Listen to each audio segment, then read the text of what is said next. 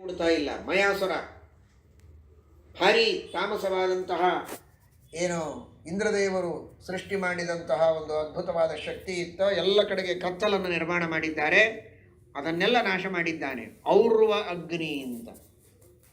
ಆ ಔರ್ವಾಗ್ನಿ, ಊರ್ವ ಎಂಬ ಋಷಿಯಿಂದ ಸೃಷ್ಟವಾದ ಒಂದು ಅಗ್ನಿ.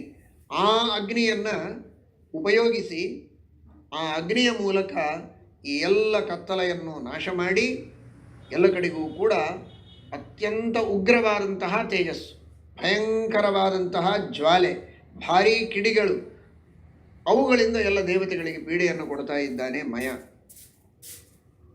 ಆಗ ಇಂದ್ರದೇವರಿಗೆ ವರುಣದೇವರು ಕೇಳ್ತಾರೆ. ವರುಣದೇವರು ಚಿಕ್ಕವರು, ಇಂದ್ರದೇವರು ದೊಡ್ಡವರು. ದೇವೇಂದ್ರ ನೀನು ಆಜ್ಞೆಯನ್ನು ಮಾಡು. ಈ ಅಗ್ನಿಯಿಂದ ಆಗುವಂತಹ ಏನು ತಾಪ ಇದೆ, ಈ ತಾಪವನ್ನು ಉಪಶಮನ ಮಾಡುವುದಕ್ಕೆ, ಶಾಂತಗೊಳಿಸುವುದಕ್ಕೆ ನಾನು ಪ್ರಯತ್ನ ಮಾಡ್ತೇನೆ. ನನಗೆ ಸಹಾಯಕನಾಗಿ ಚಂದ್ರ ಬೇಕು. ನಾನು ಹಾಗೂ ಚಂದ್ರ ಇವರಿಬ್ಬರು ಸೇರಿ ಏನೆಲ್ಲ ತಾಪ ಆಗಿದೆ ದೇವತೆಗಳಿಗೆ ಅದನ್ನು ಉಪಶಮನ ಮಾಡಿ ಶಾಂತಗೊಳಿಸ್ತೇವೆ. ಜೊತೆಗೆ ಅವರಿಗೆ ಶೈತ್ಯದ ಪೀಡೆಯಾಗುವಂತೆ ಮಾಡುತ್ತೆ.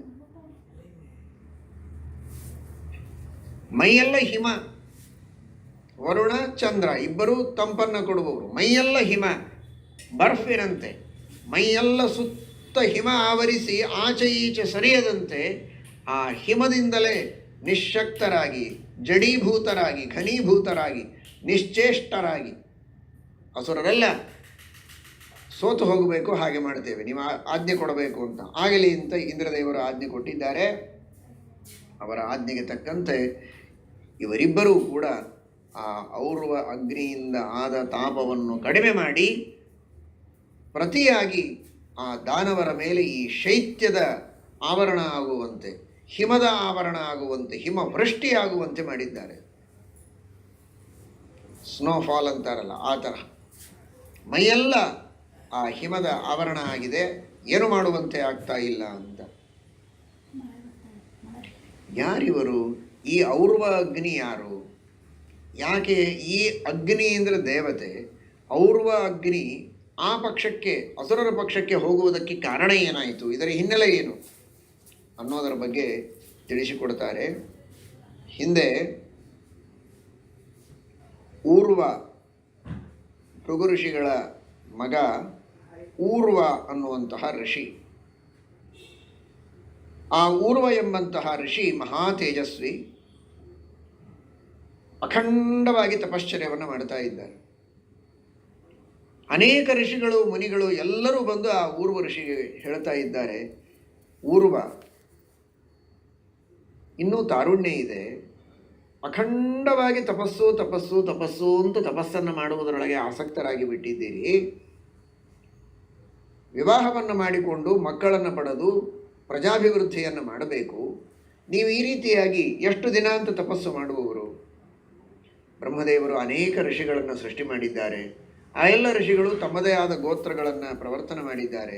ಎಷ್ಟೋ ಗೋತ್ರಗಳೆಲ್ಲ ನಶಿಸಿ ಹೋಗುವ ಪ್ರಸಂಗ ಬಂದಿದೆ. ಪುನಃ ಅದರ ವೃದ್ಧಿಯನ್ನು ಮಾಡಬೇಕು. ನಿಮ್ಮಂತಹ ಜ್ಞಾನಿಗಳು, ಸಮರ್ಥರು, ಧಾರ್ಮಿಕರು, ತಪಸ್ವಿಗಳು ನೀವು ವಂಶಾಭಿವೃದ್ಧಿಯನ್ನು ಮಾಡಿದರೆ ನಿಮ್ಮಂತೆಯೇ ತಪಸ್ವಿಗಳಾದ, ಜ್ಞಾನಿಗಳಾದ, ಸಜ್ಜನರಾದ ಮಹಾನುಭಾವರು, ಲೋಕೋಪಕಾರ ಮಾಡುವಂಥವರು, ಲೋಕೋದ್ಧಾರ ಮಾಡುವವರು ಜಗತ್ತಿನಲ್ಲಿ ಬರುವುದಕ್ಕೆ ಸಾಧ್ಯ. ನೀವು ಹೀಗೆ ತಪಸ್ಸು ಮಾಡಿದರೆ ಹೇಗೆ? ತಪಸ್ಸನ್ನು ಉಪಸಂಹಾರ ಮಾಡಿ ನೀವು ಗೃಹಸ್ಥಾಶ್ರಮವನ್ನು ಸ್ವೀಕರಿಸಿ ಪ್ರಜಾವೃದ್ಧಿಯನ್ನು ಮಾಡಬೇಕು ಅಂತ ಕೇಳಿಕೊಂಡಿದ್ದಾರೆ. ಅದಕ್ಕೆ ಊರ್ವ ಋಷಿಗಳು ಒಪ್ತಾ ಇಲ್ಲ. ಬ್ರಹ್ಮಚರ್ಯದ ಮಹಿಮೆಯನ್ನು ಹೇಳ್ತಾ ಇದ್ದಾರೆ. ಬ್ರಹ್ಮಚರ್ಯಂ ಸುಚರಿತಂ ಬ್ರಹ್ಮಾಣಮಪಿ ಚಾಲಯೇ. ನೈಷ್ಠಿಕವಾದ ಬ್ರಹ್ಮಚರ್ಯವನ್ನು ಚೆನ್ನಾಗಿ ಪರಿಪಾಲನೆ ಮಾಡಿದರೆ ಬ್ರಹ್ಮದೇವರನ್ನು ನಡಗಿಸಬಹುದು ಅಂತ. ಅದರ ತಾತ್ಪರ್ಯ ಅಷ್ಟು ಶ್ರೇಷ್ಠವಾದ ಬ್ರಹ್ಮದೇವರ ಅನುಗ್ರಹವನ್ನು ಪಡೆಯಬಹುದು ಅಂತ ಅರ್ಥ.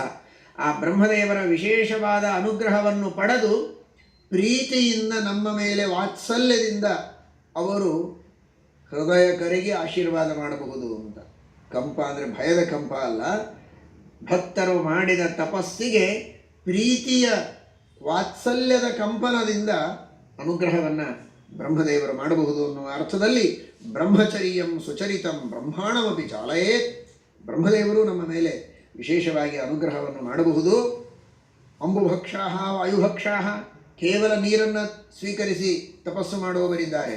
ಕೇವಲ ಗಾಳಿಯನ್ನು ಸ್ವೀಕರಿಸಿ, ಹಲ್ಲಿದ್ದವರು ಹಲ್ಲಿನಿಂದಲೇ ತಿನ್ನೋದು, ಪ್ರತ್ಯೇಕ ಬೇಯಿಸಿಕೊಂಡು ಹೆಚ್ಚಿ ಕೊಚ್ಚಿ ಮಾಡಿ ಅಲ್ಲ. ಏನು ನೇರವಾಗಿ ಹಲ್ಲಿನಿಂದ ತಿನ್ನುವುದಕ್ಕೆ ಸಾಧ್ಯವೋ ಅಷ್ಟನ್ನೇ ಸ್ವೀಕಾರ ಮಾಡುವರು. ಕುಟ್ಟುವುದು ಬೀಸುವುದು ಯಾವುದಿಲ್ಲ. ದಂತೋ ಲೂಖಲಿಕಾಸ್ತಥ, ಕೆಲವರು ಕಲ್ಲಿನಿಂದ ಕುಟ್ಟಿ ತಿಂತಾರೆ, ಹಲ್ಲಿಲ್ಲದವರು. ಸುತ್ತಲೂ 4 ಅಗ್ನಿ, ಮೇಲೆ ಸೂರ್ಯ, ಈ ರೀತಿ ಪಂಚಾಗ್ನಿ ಮಧ್ಯದಲ್ಲಿ ತಪಸ್ಸು ಮಾಡುವವರಿದ್ದಾರೆ. ಇಂತಹ ನಾನಾ ವಿಧವಾದ ವ್ರತಗಳನ್ನು ಮಾಡುವವರಿದ್ದಾರೆ. ಅವರೆಲ್ಲರೂ ಬ್ರಹ್ಮಚರ್ಯದಿಂದ ಇರ್ತಾರೆ. ಅದೆಲ್ಲದಕ್ಕೂ ಮೂಲ ಬ್ರಹ್ಮಚರ್ಯ. ಬ್ರಹ್ಮಚರ್ಯ ಎಲ್ಲದಕ್ಕಿಂತಲೂ ಹಿರಿದಾದಂತಹ ತಪಸ್ಸು. ಬ್ರಹ್ಮಚರ್ಯಾದ್ ಬ್ರಾಹ್ಮಣಸ್ಯ ಬ್ರಾಹ್ಮಣತ್ವ ವಿಧೀಯತೆ. ಕೇವಲ ಬ್ರಾಹ್ಮಣ ಅಂತ ಜನ್ಮವನ್ನು ಪಡೆದ ಮಾತ್ರಕ್ಕೆ ಬ್ರಾಹ್ಮಣರಾಗುವುದಿಲ್ಲ. ನಾವು ಬ್ರಹ್ಮಚರ್ಯದ ಪರಿಪಾಲನವನ್ನು ಮಾಡಬೇಕು. ಅದರಿಂದಲೇ ನಮಗೆ ಬ್ರಾಹ್ಮಣ್ಯ, ಬ್ರಹ್ಮಜ್ಞಾನ ಇದು ಸ್ಥಿರವಾಗಿ ಉಳಿಯುವುದಕ್ಕೆ ಸಾಧ್ಯ ಇದೆ. ಧೈರ್ಯ, ತಪಸ್ಸು ಎಲ್ಲವೂ ಬ್ರಹ್ಮಚರ್ಯದಿಂದ ಸಿಗತ್ತೆ. ಬ್ರಹ್ಮಚರ್ಯೇ ಸ್ಥಿತಂ ಧೈರ್ಯಂ, ಬ್ರಹ್ಮಚರ್ಯೇ ಸ್ಥಿತಂ ತಪಃ, ಏ ಸ್ಥಿತ ಬ್ರಹ್ಮಚರ್ಯೇಷು ಬ್ರಾಹ್ಮಣ ಅಸ್ತೇದಿ ವಿಸ್ಥಿತಃ. ಇಷ್ಟೆಲ್ಲ ಇದೆ. ಆದ್ದರಿಂದ ನಾನು ಒಟ್ಟು ತಾತ್ಪರ್ಯ, ಬ್ರಹ್ಮಚರ್ಯ ಇದು ಅತಿ ಶ್ರೇಷ್ಠವಾದ ತಪಸ್ಸು, ಅದನ್ನು ಬಿಡೋದಿಲ್ಲ. ಬ್ರಹ್ಮಚರ್ಯದಿಂದಲೇ ನಾನು ಜೀವನ ಮಾಡುವುದು. ಅದರಿಂದ ನಾನು ಪರಮಾತ್ಮನನ್ನು ಒಲಿಸಿಕೊಳ್ಳಬೇಕು, ಅವನ ಅನುಗ್ರಹವನ್ನು ಪಡೆಯಬೇಕು, ಸಾಕ್ಷಾತ್ಕಾರ ಪಡೆದುಕೊಂಡು ಮಹಾಪ್ರಸಾದದಿಂದ ಮೋಕ್ಷವನ್ನು ಪಡೆಯಬೇಕು.